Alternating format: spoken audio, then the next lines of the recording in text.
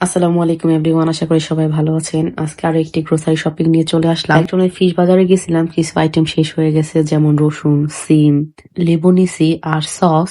বনফলে লাচ্ছি সেমাই নিয়ে আসলাম, এটা এখনো ট্রাই করি না, দেখি কেমন। ফ্রেশ লাল শাক নিছি আর নিছি বেগুন। বেগুন তেমন ভালো ছিল না, তাই 2টা বেগুন নিছি।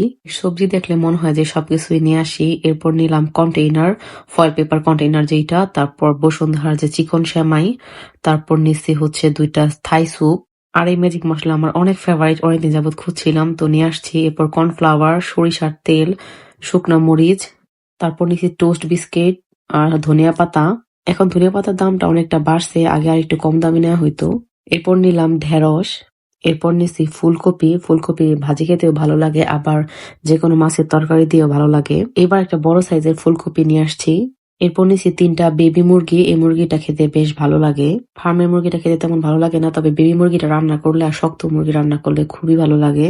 বাসায় ফ্রোজেন পরোটা শেষ হয়ে গেছিল, তো ওইটা একটা নিয়ে আসছি। এই পরোটাগুলো খেতে বেশ ভালো লাগে, যদিও রেগুলার খাওয়া হয় না। এরপর একটা ফ্রোজেন কাবাব নিচ্ছি, পেরি পেরি কাবাব। খেয়ে দেখি এটা টেস্ট কেমন। আর কিছু দেশীয় মাছ আনা হয়েছে, যেমন ট্যাংরা মাছ।